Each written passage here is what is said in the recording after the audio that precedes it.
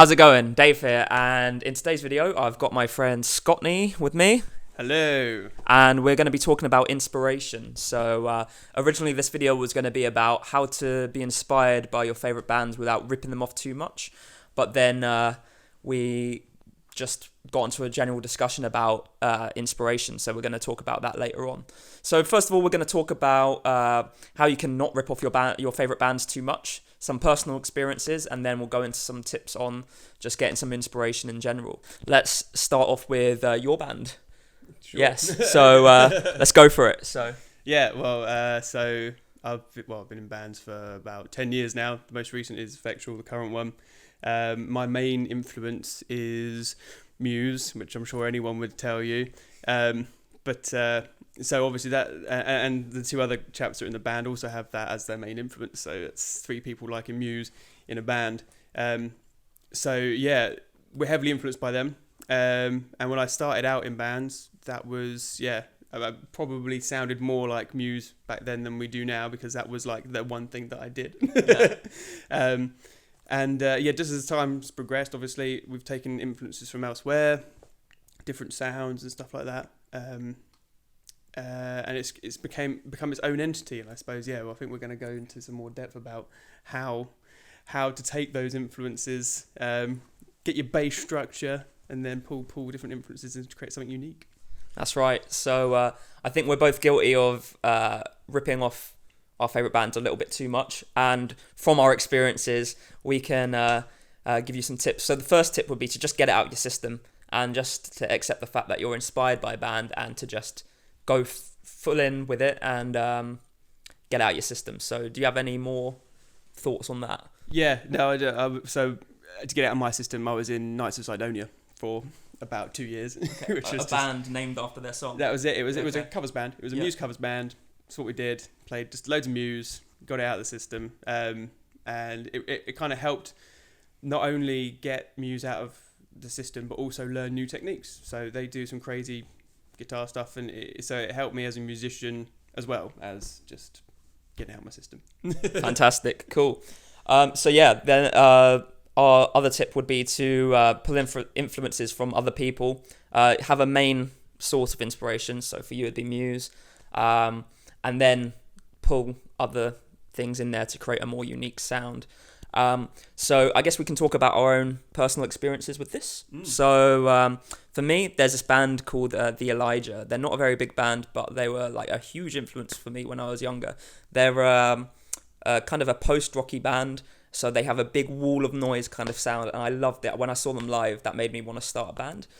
So this band has taken their sound, this big post-rock orchestral wall of sound, and basically we've ripped that sound off, but then added things in there like metal drums, because I'm a metalhead at heart. So we've got the energy of metal instead of a slow, dramatic kind of thing, and added influences from like little R&B chord progressions and stuff. So we've got our own unique sound now because we've taken something, ripped it off, but then added new things in there. So do you have an example of this with you and Muse? Well, just riffing on what you were saying about your stuff. You said you got influences from elsewhere, but because you've been in a couple of other bands as well, haven't you? Where which were quite different.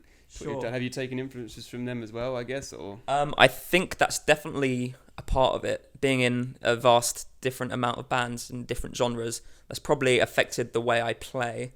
But then again, I wouldn't do it unless I didn't like that kind of stuff, and I wasn't already influenced by it. So yeah. So yeah. Cool. There you go. Was it what were we talking about again? Pulling influences from elsewhere. That was it. Yeah. So so if I start, I was listening to music from a very young age. My family's very musical, and I got a lot of classical influences. I loved Holst's Mars when I was a kid. So like me and my sister used to run around the house like listening to that piece of classical music all the time, like pretending we were like Mars and shooting each other and stuff like that.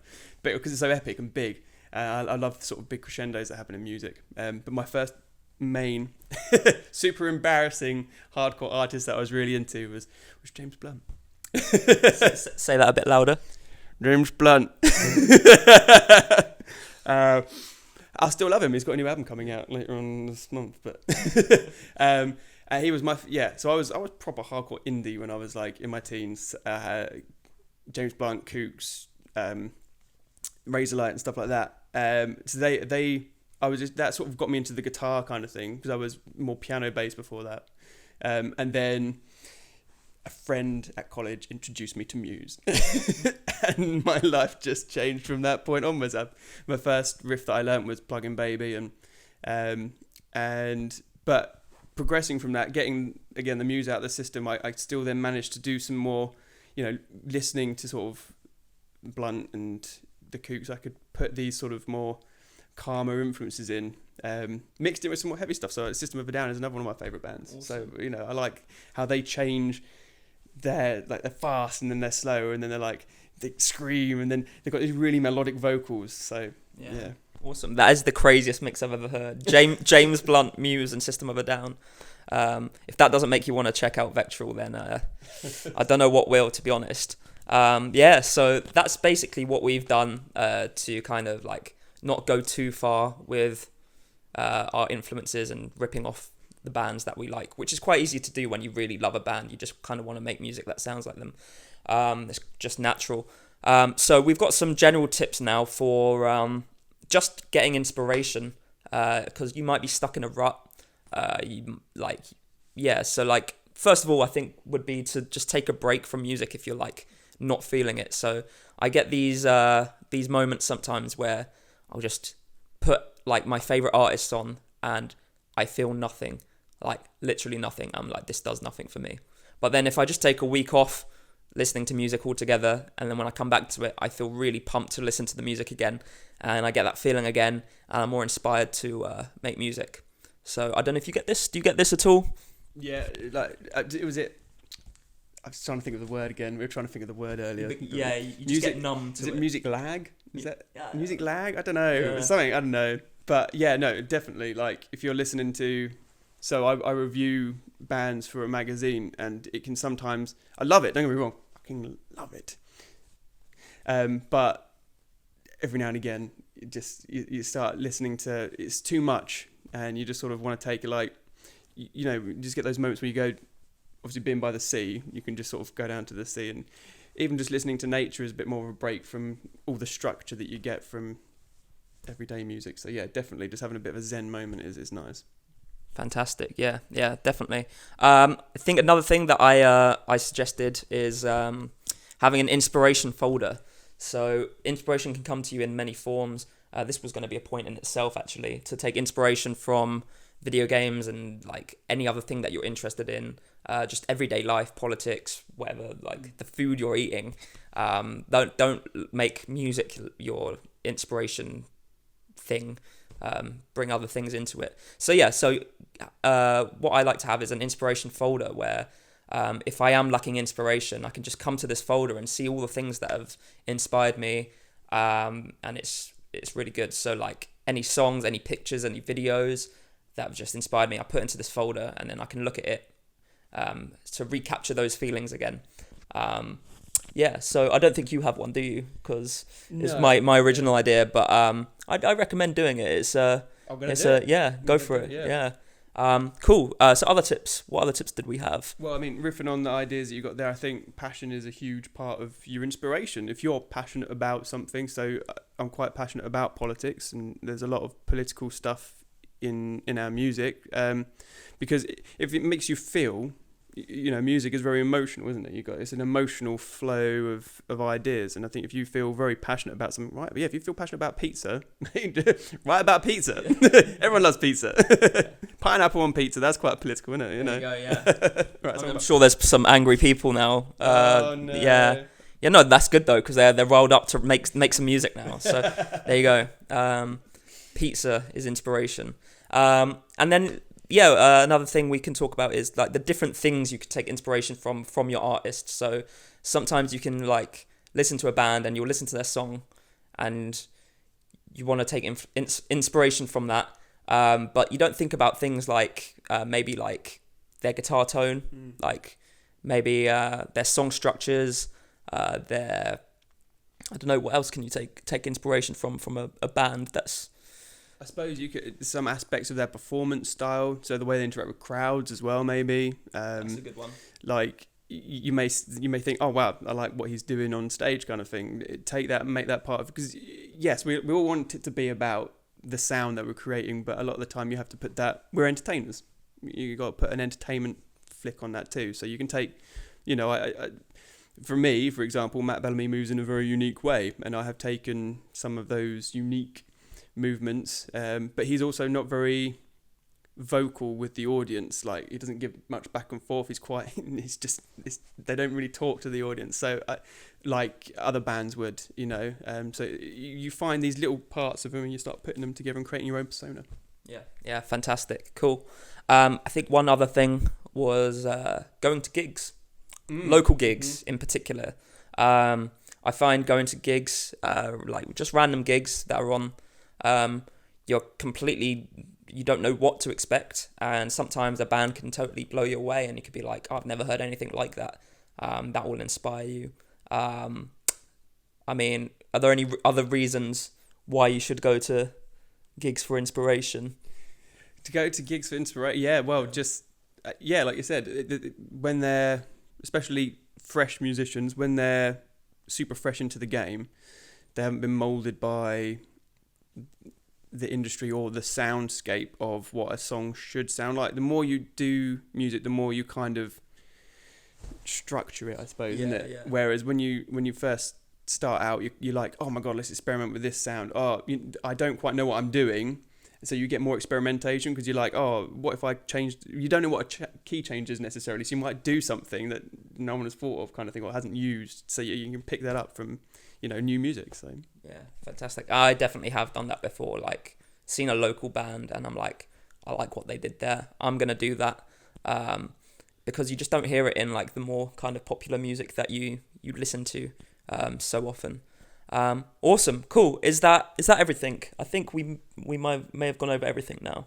I think so. Yeah. Cool. I don't know if you want to do a rig rundown. A rig rundown. Okay, let's go for a rig rundown. Yeah, let's go for it. Do you want to do your rig first, or? I mean, my rig's kind of a bit awkward to get on camera right now. I've basically got a Line 6 Pod HD Pro, so it's basically just got all your effects and everything built into it. So I can create kind of pretty much any sound I want pretty easily. That's good, because when you're inspired by a particular sound, you want to be able to just go out and create it without like any obstacles.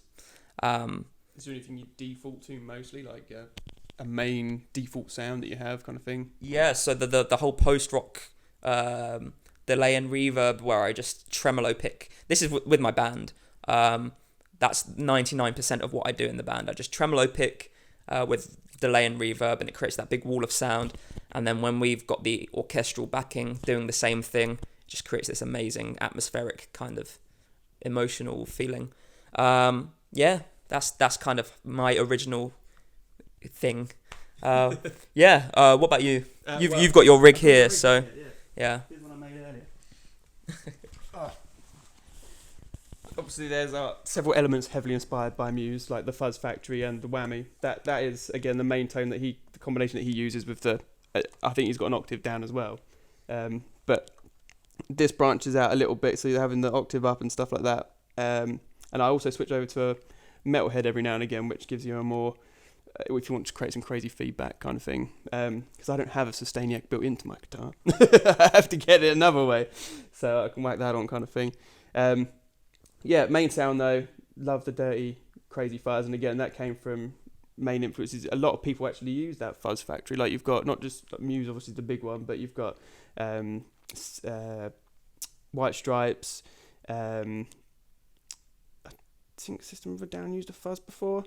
Green Day and stuff like that. So there's a lot of these musicians that you think are just distorted bands, but when you get down to the nitty gritty, that fuzz tone sits somewhere in their music, and it's just a dirty sound sort of thing. So yeah, there you go. Awesome. So going back to your tremolo picking, you mentioned your wall of sound. Was that was inspired by someone or? Yeah, so like literally like that band I was talking about, the Elijah, they are the ones that inspired me to do it, because they had the orchestral backing and then the tremolo picking with all the reverb and delay. And then I realised a load of post-rock bands do that as well. So it's a kind of a staple in post-rock. But then, so yeah, we've taken that main post-rock sound and then incorporated elements from like metal and other genres just to create our own unique thing. Yeah, cool. Yeah. Awesome. And I'm guessing you've pretty much done the same thing. So like you've taken the kind of staple Muse guitar sound and then added other elements from like heavier music and things like that, like you said previously. Yeah. Exactly. We've got I got the sort of, I try to think of it as the bass line. So the bass, the core sound, as it were, is inspired by Muse, and then I've picked these different. So the metal again would come from heavier bands, but I've got a space reverb, which is like used in a lot of indie music, that weird sort of like jangly guitar sound kind of thing, and you use them in different songs and mix them in different ways to create that different sound. That see you have influences. People are going to say, oh, you're influenced by that, but and I think riffing on the point of again using those influences, having that bass line as a band that sounds different, that isn't generic. So you don't want your main sound necessarily to be a generic band sound, one of those things. You want that band to be quite different first, so you've got somewhere more to go. Sure. Yeah, fantastic. I think we've both done that. Both taken our main inspiration from a not so common sounding band and then just gone from there. So those are some tips, some of our personal experiences. I hope you found the video helpful, and if you did, please drop a like, let us know what you thought in the comments, share the video and subscribe to my channel. Do you have any final words? Do you want to plug your band again? We're on no, that's gonna be too late actually, but this will be coming out after tomorrow, won't it? Yes. Damn it, it's fine. We've got a album coming out. It's be released in HMV 30th of October, so go buy it if you want. Fantastic. Cool. And I'll link your stuff in the description as well. So yeah, until next time, we'll see you in the next video.